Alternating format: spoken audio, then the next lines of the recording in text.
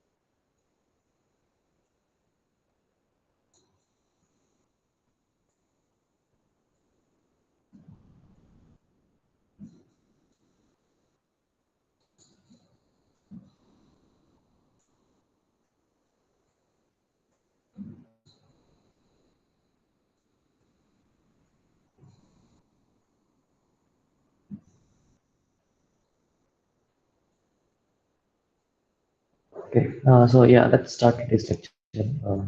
So good morning to all of you. So in the last lecture, we finished our treatment of deterministic finite automata. In particular, right, we saw how to construct this deterministic finite automaton. Uh, at least some guidelines, right, for how to construct it given a language. And then we looked at this concept of a non-deterministic finite automaton. So in a non-deterministic finite automaton, so it's again an abstraction of a finite memory machine, but the only difference is that at every step you have multiple choices. So if you are in a state, so if the automaton is in a state and it sees a symbol, then it can there is a choice of states, right? There is a choice of transitions that it can make. So basically, there is a choice of states to which this the automaton can transition to, right, at every step. So which means that after processing a string, right, the automaton can be in multiple steps.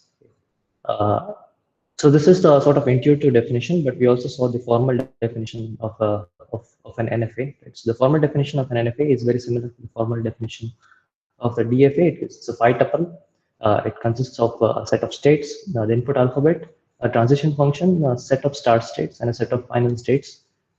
So the main difference is that this transition function, which we now denote by this capital delta, right? So its signature is q cross sigma to 2 to the power q. It's the power set of q. And instead of a single start state, we have a set of start states. And we also saw this example of an NFA. So this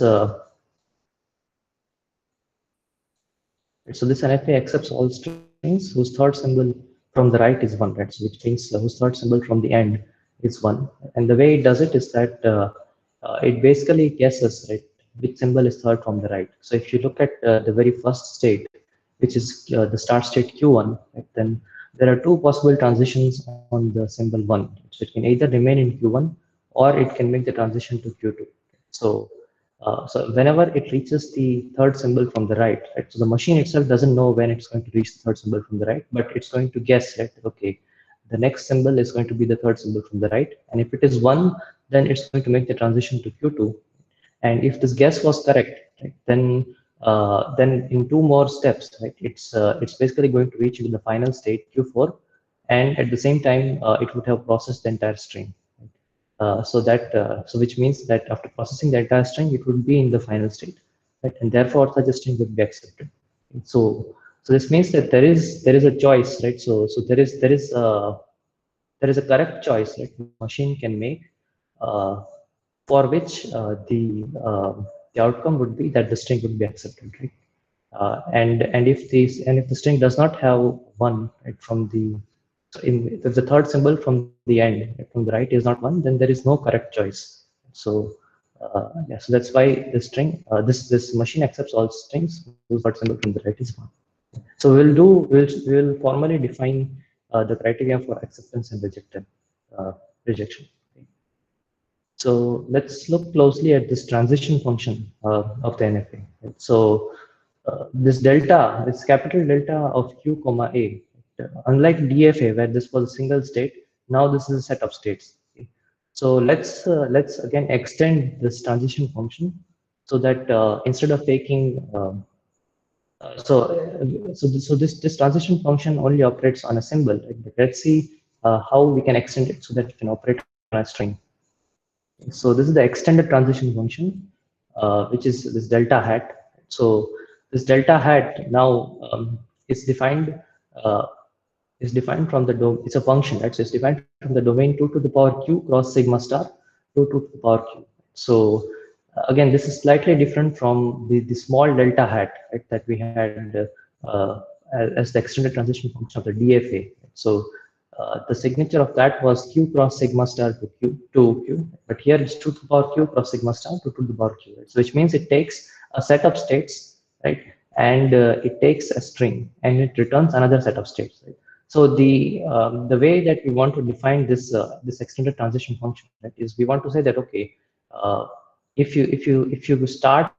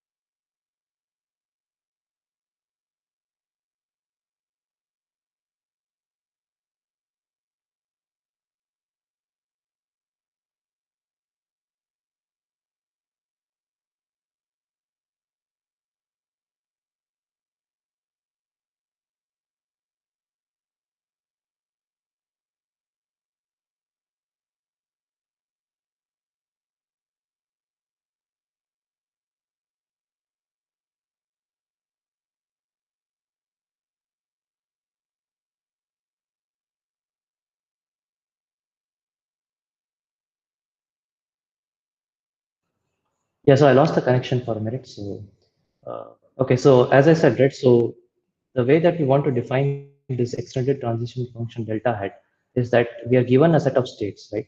And we want to say that, okay, if you process the entire string from this set of states, then what are all the possible states that the automata could be in? So that's how we want to define delta hat.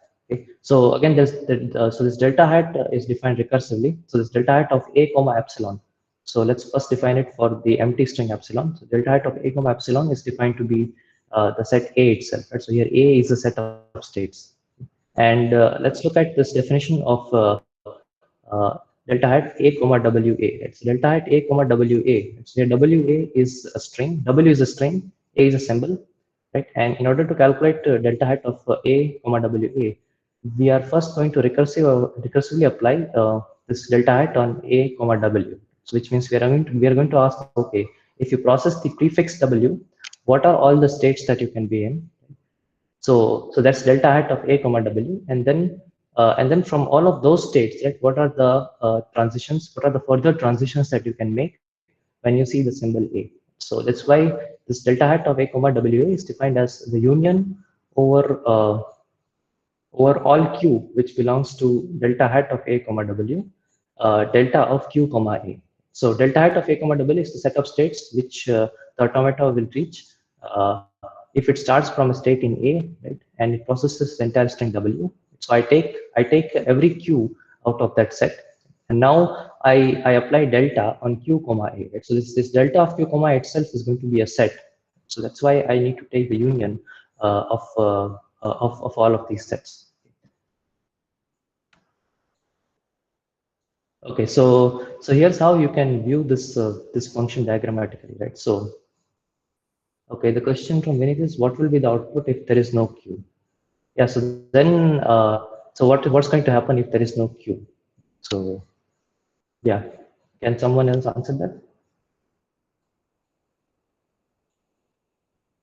Yes, Visma is saying it's empty. So that's correct, right? So this definition is dependent on q, right, which belong to delta hat of A comma W. So if there is no q in delta hat of A comma W, then you don't do any operation, right? So that's why you have the empty set. Okay. So diagrammatically, right, this is how you can sort of view this, right? So let's say that you're given this set of states A. So let's say you start with some state P in A, right?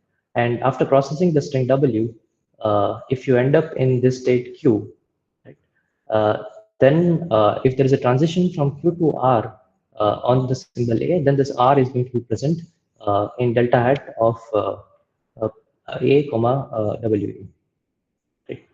So this R is going to belong to delta hat of A comma WA if there exists a Q which belongs to delta hat of A comma W such that R belongs to delta of Q comma A. So are there any more questions regarding the extended transition function? So we will work this out on an example, right, in order to make this more clear. So using this delta hat, we can now define the language of the NFA. So a string W is accepted by an NFA if this delta hat of S comma W contains at least one final state. So S is the set of start states. So we apply delta hat, right, on S comma W. So this will be the set of states which you can reach, right, after processing, with the NFA can reach after processing the string W from any of the sets from any of the states in the set of start states S. So from out of all of these possible states that you can reach, if there's at least one final state that you can also reach, then the string is going to be accepted. Otherwise, it's not going to be accepted. So the language of the NFA is the set of strings that it accepts. So more formally, right? So a string X, which belongs to sigma star, is accepted by the NFA if delta hat of S comma X intersection F is not equal to the empty set. So, uh, so you apply delta hat on S comma X, and if it contains at least one final state, which means its intersection with F is not empty. then the string is going to be accepted. And if this intersection is empty, then it's going to be rejected. And the language of the NFA is the set of strings that's accepted by the NFA end. Okay. Right. So let's try to look at some of the strings that are accepted by this chessboard NFA. So we saw that for this chessboard NFA, the string RBB is accepted, right? So for this chessboard NFA, just to quickly revise, right? So the start state is 1, which is in the upper left corner, and the final state is 9, which is in the lower right corner. And if you and the symbol R, right, corresponds to a transition to an adjacent red block. The symbol B corresponds to a transition to an adjacent black square, red square and black square. So if you look at the string RBB, so you start from 1, so you can move to an adjacent red square first. You can move to either 2 or 4, and then you have two B's, right? So let's say, for example, you moved to the square 2, then I can move to an adjacent black square, which is 5, and then the adjacent black square, which is 9. So that's why the string RBB is going to be accepted. But we also saw that there are a set of squares, right, or a set of states to which the NFA will transition, right, by on processing the string RBB. Just one of them is the final state 9. Okay. So let's say that the input consists of only B's, right, which means that you can only move to the adjacent black square. So then how is the NFA going to function? Right? So then the set of accessible states is going to alternate between 5 and 1379. So let's say you start with 1. Right? So since you can only move to an adjacent black square, and there's only one adjacent black square, which is 5. So you will have to transition to 5. But from 5, right, there are 4 possible choices that you can make, right, to move to an adjacent black square. So these are 1, 3, 7, and 9. And once again, right, if you move to any of these squares, then again you only have one choice when you see the next black. So that's why the set of states that you can reach is going to alternate between 1, 3, 7, 9, and 5, which means that only the strings of even length, right, which consists of only B's, are going to be accepted. The strings of odd length are not going to be accepted.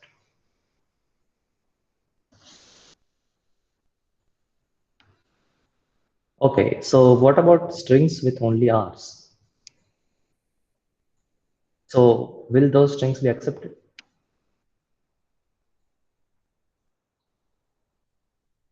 Okay, yeah. So number of you are saying no, so that's correct, right? So since a 9 is a black square, right? So this is the final state that we want to reach. So therefore, since 1 is not adjacent to 9, right? So you will have to move to a red square. But once you move to a red square, then you can't move to a black square. So that's why such a string is not going to be accepted. Okay, so let's also work out this delta hat on this example, right? Uh, so this is the NFA which accepts all those strings which has one from the end. So the third most right from the end is one. The third most symbol from the end is one. Okay. So what is delta hat of q1 comma 1? Right? So this we already saw, right? So this is yeah. So what is it going to be? So what's delta hat of q1 comma 1?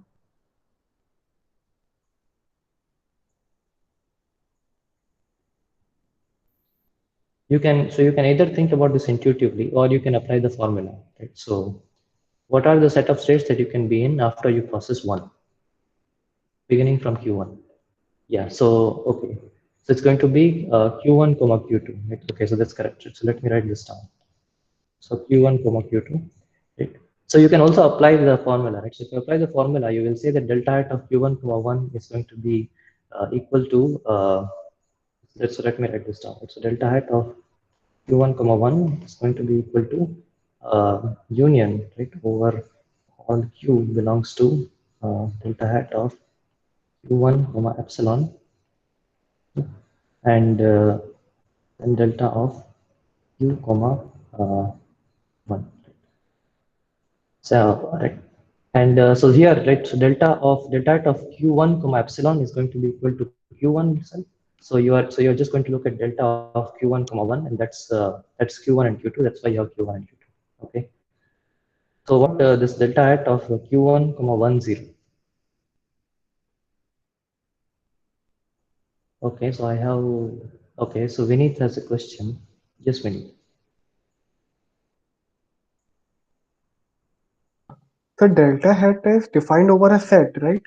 Like a Yeah, yeah. set So yeah, comma. yeah, yeah, yeah. So there So should be a here set. by Q, here when we write Yeah, yeah. Q1 and Q, we are means the set containing Q1 and the set containing Q.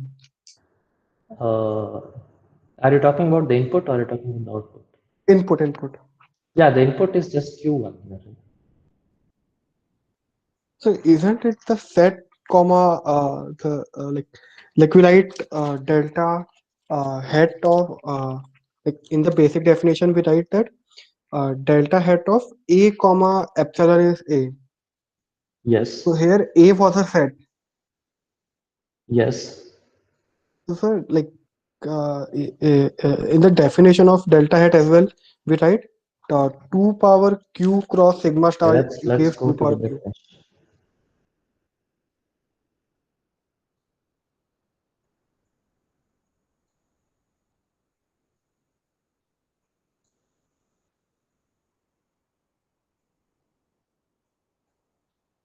Yeah, Yes, sir. So sir, the input and output both of the delta hat are a set of states. yes, that's correct. So sir, in the here we when we wrote like Mm-hmm. delta hat of q1 comma 1 and delta hat of q comma 1, we actually means the set containing q and the set containing q1, no?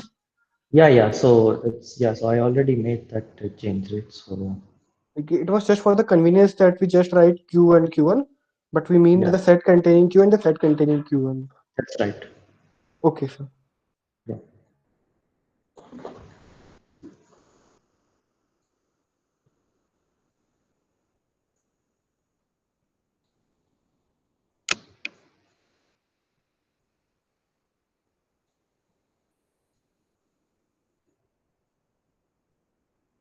Okay, it's taking a little bit of time.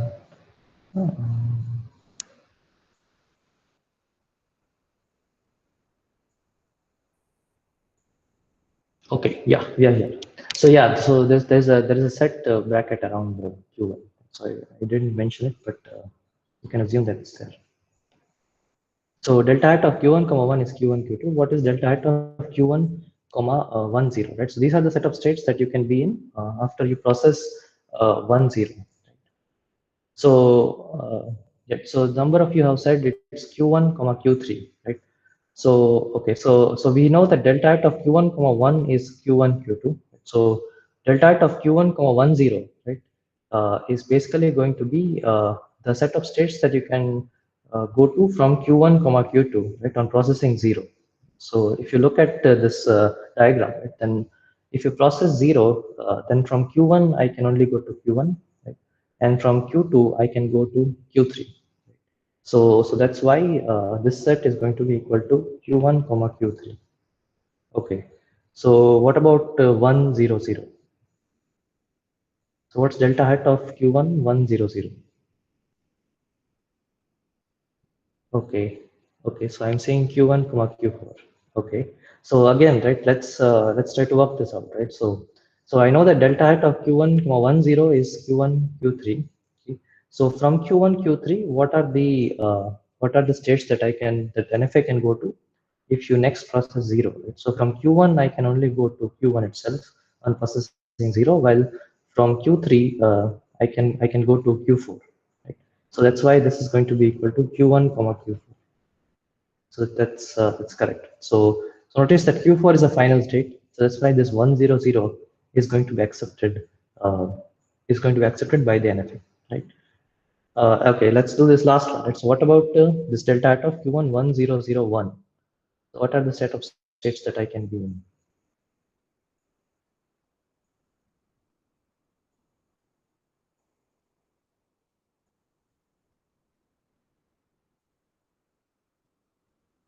Okay,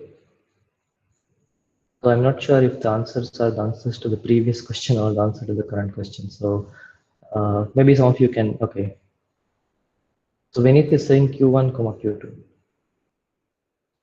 Okay, current is equal to, okay. So Ravisha Kumar Valuri is also saying Q1 comma Q2. Yeah, so let's again work this out, right? So I know the delta hat of Q1 100 is Q1 comma Q4. Okay, so I ask, okay, from the set Q1 comma Q4, what are the set of states that I can go to when I see a one? Okay, so I know that from Q1 I can reach either Q1 or Q2 when I see a one, but from Q4, right, there are no transitions. So that's why the set is going to be just Q1 comma Q2. So this is not final. So there are no final states in this set, and that's why this string is not going to be accepted. Uh, and that also makes sense because we said that this NFA is only going to accept strings which has one from the third, right? The third symbol from the end is one. So yeah, so this is how you can sort of work out delta hat, right, from the definition, and also intuitively, right, by looking at the set of states that the NFA can be in when processing the string. So are there any questions regarding how we compute delta hat?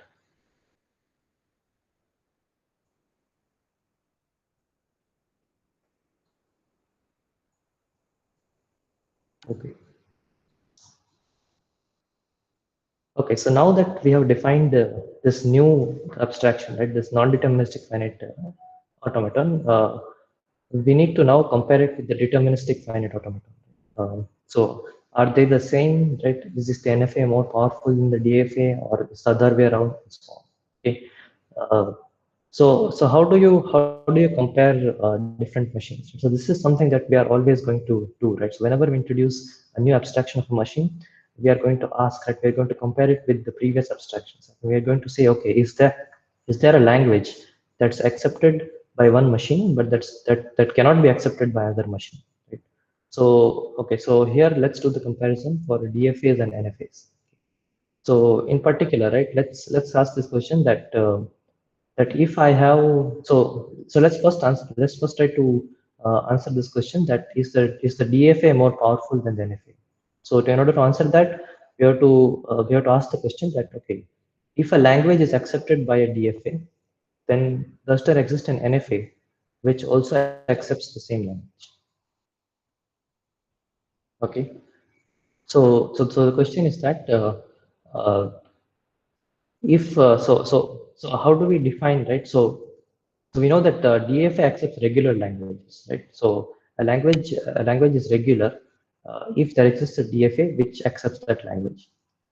So the question that we're asking is that for all regular languages, does there exist an NFA which also accepts that language? Okay. So Vikram is saying that all DFAs are NFAs. Okay, and Alan and Vinith are also saying yes. Okay. So okay, so you're saying that for every language which is accepted by DFA, there also exists an NFA, right? And you're saying that DFA is also an NFA. So that's correct. Okay. So a DFA can simply be turned into an NFA that accepts the same language. And so the way that we do it, right, is that an NFA is very similar to a DFA, right? It's just that a DFA is even more restrictive than an NFA, since it requires exactly one transition uh, on every state and symbol, right? And exactly in only one start state, right? But these are just restrictions, right? So which means that we can have an NFA with the same restrictions, and then which means that we can so given a DFA which accepts some language, right, we can construct an equivalent NFA which accepts the same language. So that's how we can show that a DFA is not more powerful than an NFA. Right? Means that for every language that's accepted by DFA, there exists an NFA which accepts the same language. And the way we construct this NFA is as follows, right? So the set of states remain the same, the alphabet remain the same, right? But how do we construct the transition function of the new NFA, right? So let's say that there's a transition of the form delta M Q comma A equal to P in the DFA. Then in the NFA, I'm going to say I'm going to define this capital delta N, right, which is the transition function of the NFA, as delta N of Q comma A is the set P. So this is perfectly fine, right? So this is, this is obeying the definition of the NFA, right?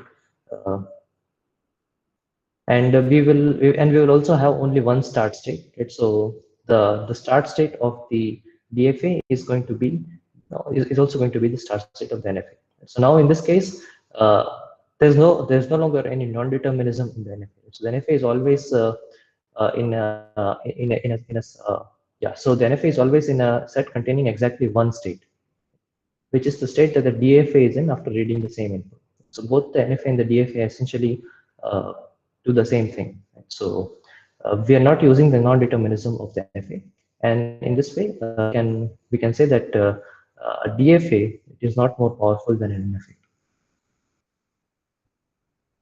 However, we can also ask the other question, the question the other way around, right? Which is that is an NFA more powerful than a DFA? Which means that for every language that's accepted by an NFA, does there exist a DFA which accepts the same language? Okay. So surprisingly, right, even this answer isn't positive, right? Which means that for any NFA, there is a DFA which accepts the same language, which means that we don't really gain any extra computational power by adding non-determinism, right? And so if you have an NFA, right, which accepts some language, then I can construct a DFA which is going to accept the same language, which means that the set of languages that's accepted by an NFA is also the set of all regular languages. And so the proof of that is this concept called subset construction. So we are going to construct this DFA that accepts the same language as the NFA. However, the one caveat is that the number of states in the DFA are going to be exponential in the number of states in the NFA. So, so this means that the computation is going to take more time in the DFA, right, as opposed to the NFA. But we can still construct this DFA. Yeah. So this means that NFAs accept exactly the regular languages.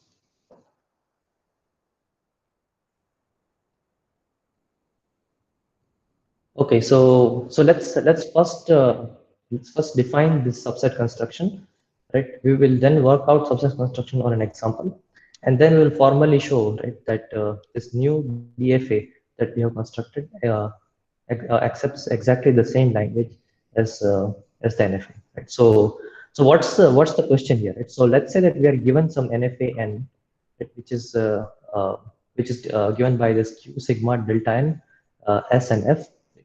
And what we are going to do is we are going to construct an equivalent DFA M. So the restriction on the DFA is that it doesn't have non-determinism. So it can only make a single transition for a given state and a given segment, and it only has a single start state. Okay. So the main idea, the intuitive idea here is that we are going to look at we are going to look at subsets of the set of states Q.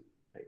So we are going to look at all the set of subsets of Q. So this is the power set of Q2 to the power Q. So we know that the NFA can be in a set of states, right, at any possible step of the computation, right? So that's why the set of states are going to be the states of the DFA, right? And once we define the state space of the DFA to be the set of the set of states of the NFA, we can then make the transition function deterministic. Okay? So let's see how we are going to do this, right? So as I said, the states of the DFA are going to be 2 to the power Q, right? So this is the power set of Q, the set of subsets of Q. The input alphabet is the same, which is sigma. The start state is now S. Right? So note that S, right, was originally a set of states, right, of the NFA, but since every set of states of the NFA, right, is now a single state of the DFA, so that's why this S is going to be a single state of the DFA, right, and that's going to be the start state. And the final states are going to be all of those subsets of Q which have a member of F. Okay. So F is the set of final states of the NFA, right? And the final states of the DFA are going to be all of those subsets of Q uh, which have at least one state in F.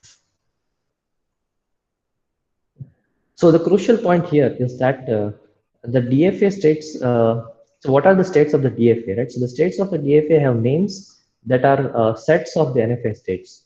Okay? So whenever we look at a state of the DFA, right, you will see that it's actually a set of states of the NFA, but that's still a single state of the DFA. So which means that if you have an expression, right, like Q1 comma Q2, where Q1 and Q2 are states of the NFA, this Q1 comma Q2 is a set, but it's also a state of the DFA, right? And therefore it must be read as a single symbol, right, and not as a set. Right. So now that we have defined the set of states of the DFA, we can now construct the transition function delta m of the DFA. Right. So the delta m is defined. It's defined in a very straightforward fashion as follows. Right. So this delta m is defined from a comma a. Right. So this capital A is the is a set of states of the NFA, which means it's a single state of the DFA. Right, and A is some symbol of the input alphabet. Right? So delta m of a comma a is defined using the transition function of the NFA, which is this capital delta n. Right? And and it's defined as follows. Right? So we simply take a union over all q belongs to a delta n of q comma a.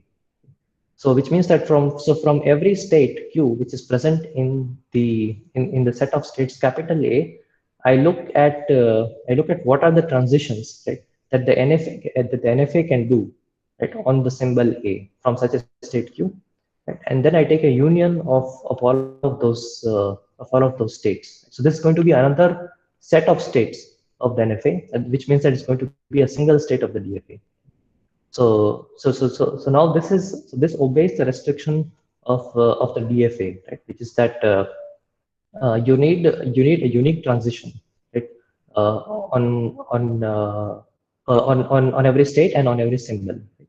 And notice that even if this function is even if this union is the empty set phi, right? Even the empty set phi is actually a member, right? It's actually a state in the DFA because we're talking about the power set. The power set contains the empty set phi, right? And that's why this empty set is also going to be present in the DFA. So which means that it's guaranteed, right? That this function delta m, it is going to be total. Right? So we are going to define it on every state and on every symbol of the DFA. So equivalently, we can also say that this delta m of capital A comma A is this delta hat n of capital A comma A. Right? So because that's exactly the definition of this delta hat n of A comma A, right? Which is the set of states that you can reach from the set capital A, right, when processing the symbol small. Okay. So are there any questions regarding how we have constructed this DFA?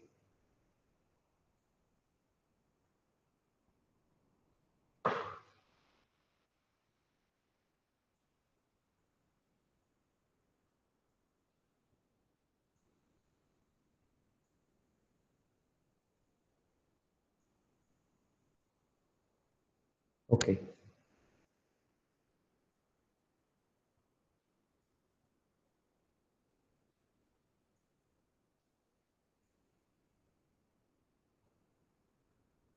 Okay, so let's do this subset construction for this example. Okay. So this is a slightly modified NFA.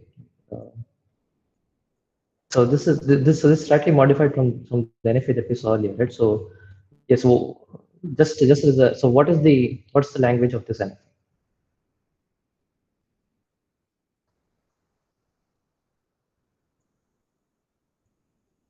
Yeah, thanks, Vinny. Yeah, so that's correct, right? So the second symbol from the right, or the second last symbol is one. So that's the language of this NFA. So it basically guesses which is the second to last symbol, right? And then whenever and then if it is one, then it's going to go to the accept state. So we are going to let's try to construct an equivalent DFA, right, for this NFA using the construction, the subset construction that we have just seen. Okay. So we'll start. So we'll begin with the start state, right? So instead of constructing the entire 2 to the power q, right? Uh, uh, so even though the state space of the DFA, right, the set of states of the DFA is going to be 2 to the power q, right here.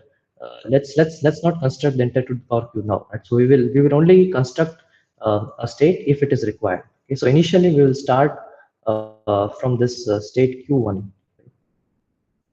So this is the start state of the DFA.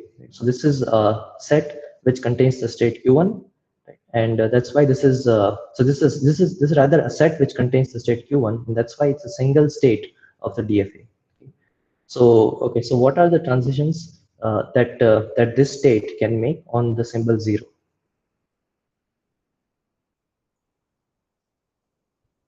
So what is the set of states that I can go to in the NFA, right, on the symbol 0 from this particular state?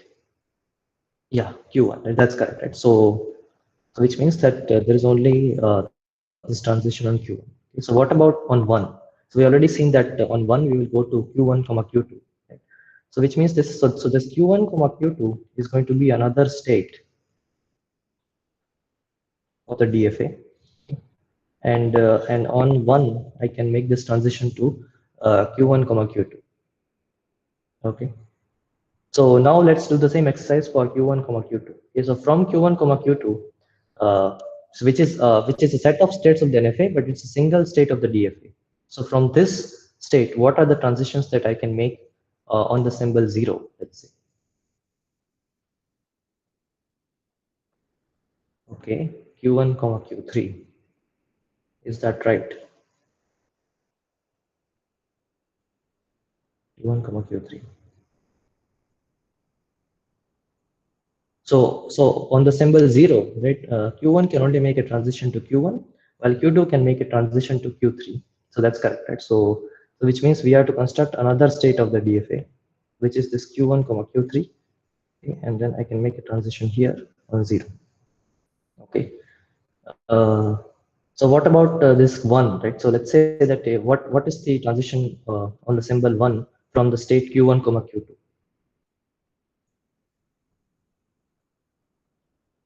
Okay, Q1, Q2, Q3. Right, so that's correct. Right? So on 1, Q1 can go to Q1 or Q2, while Q2 can go to Q3. Right. So which means that on 1, I can go to this new state, which is Q1, Q2, and Q3. So this is another state. So this is a set of states of the NFA, but this is a single state of the DFA. Okay. Okay, so now let's finish this exercise for this remaining 2 states. Right? So from Q1 comma Q3, what happens if I see a 0? What are the states that I can go to?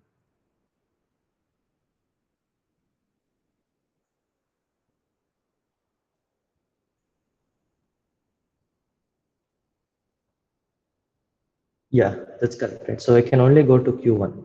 So which means that I can go, so on 0 it's Q. And what about on 1? So from Q1 comma Q3, if I see a 1, then what are the states that I can go to? Yeah, Q1 comma Q2. Okay, so that's correct. And what about from Q1, Q2, Q3? Right? So what happens if I see a 0? What are the states that I can go to?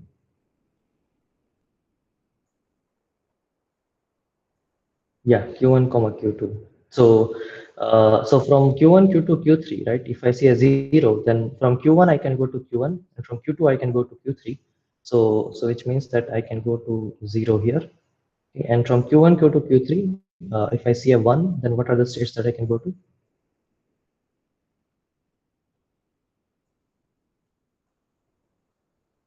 Yeah, Q1, Q2, Q3, right? So it can go to itself on that. Okay, so this is the final. So what are the final states of this DFA? So we have constructed. So we know what is the start state. Right? We have constructed the states of the DFA.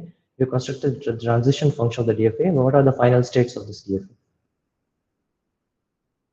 So these are the states which contain at least one final state of the NFA.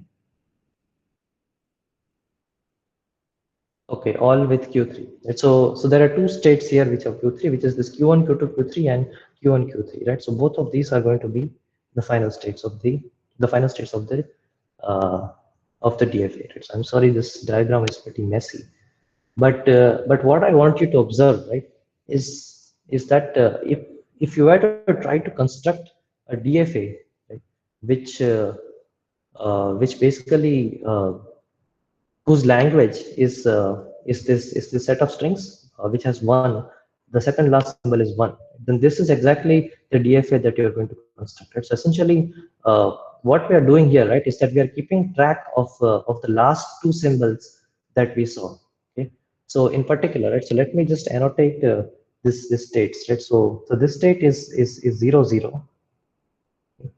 Uh, this state is 0 1,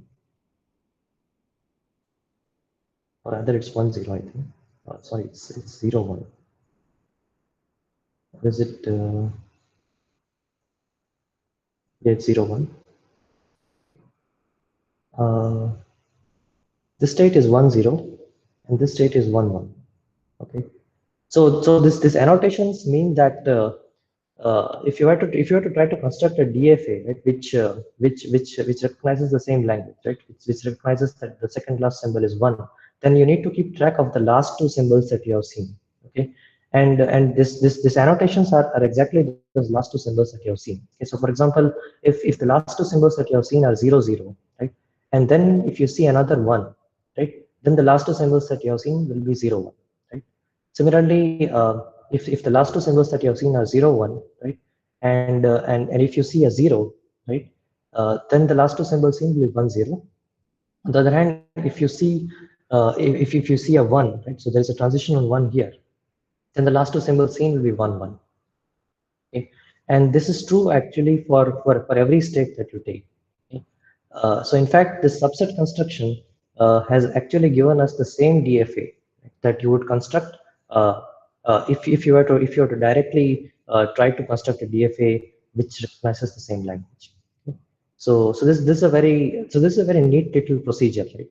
Because so first of all, it's fully automatic, right? So in the sense that if you're given an NFA, you can automatically, so this is like a procedure, right? So you can automatically construct this DFA.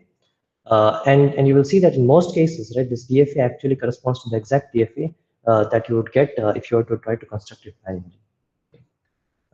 So I hope that with this example, right, the concept of the subset construction is clear. So are there any questions regarding subset construction or this example?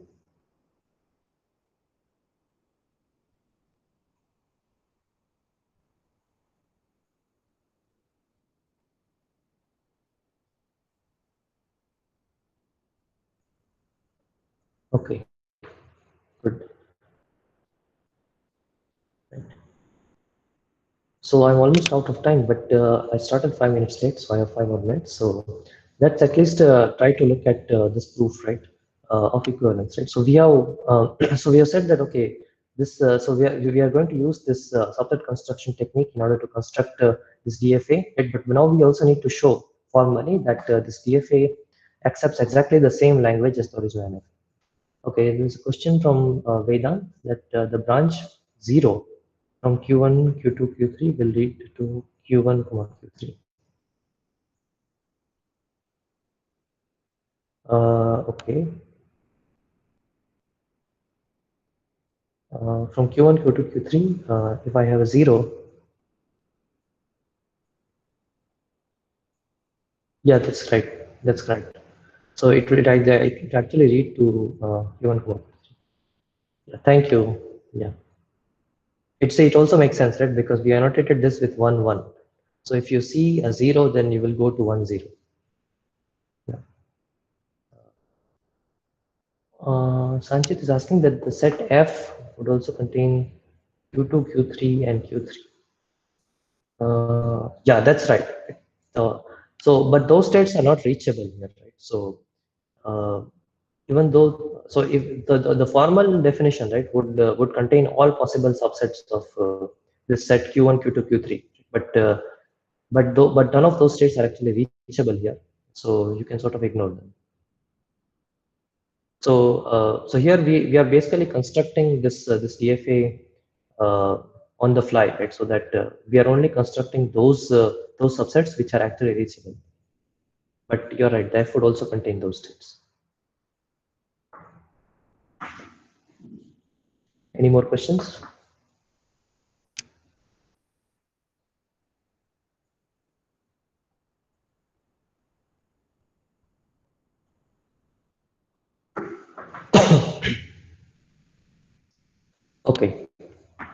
So in order to show that this DFA accepts exactly the same language as the NFA, we have to show this for all possible strings, right? So again, so there are these two sets, right, which is the set of strings that is accepted by the DFA and set of strings accepted by the NFA, and we have to show that these two sets are equal. Right? So the way we will show this is we will use induction.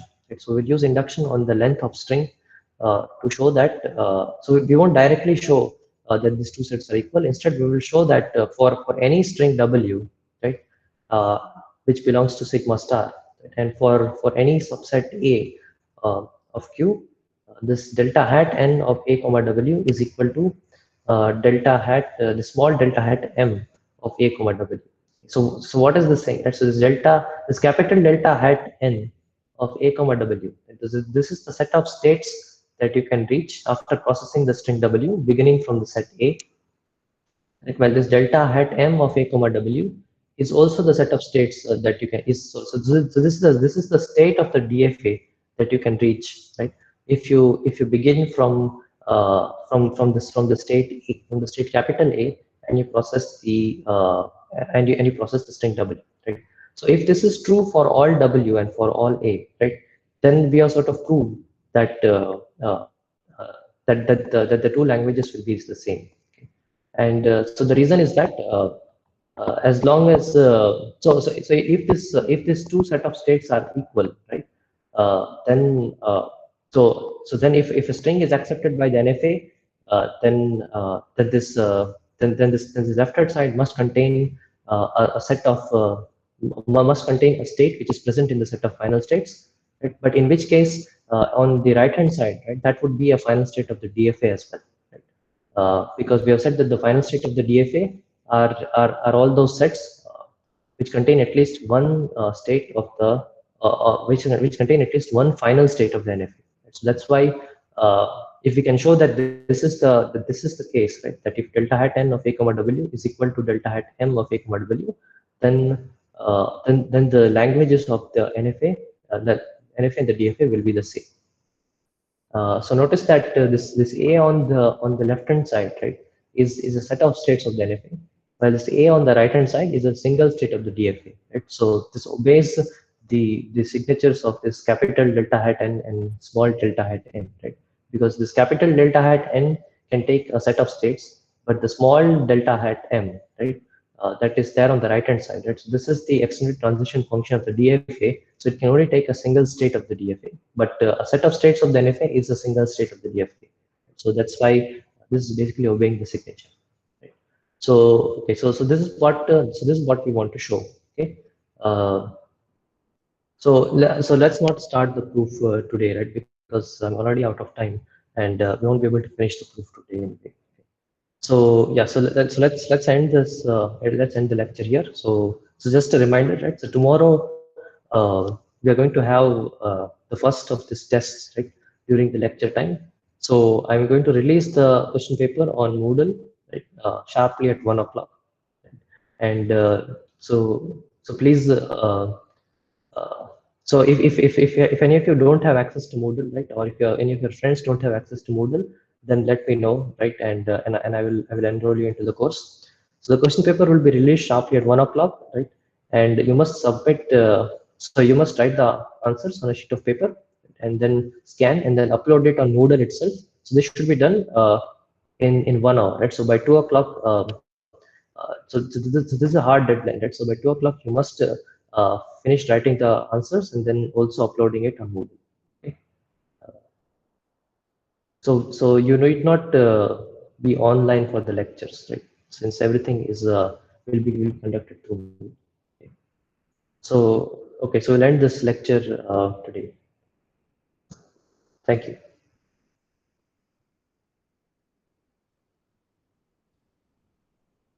Okay, Vineet is asking, will you be available on the meet? Uh, okay, yeah. So yeah, I will be there on the meet. Yeah. Okay. Yeah, I'll be there. Yeah, sure.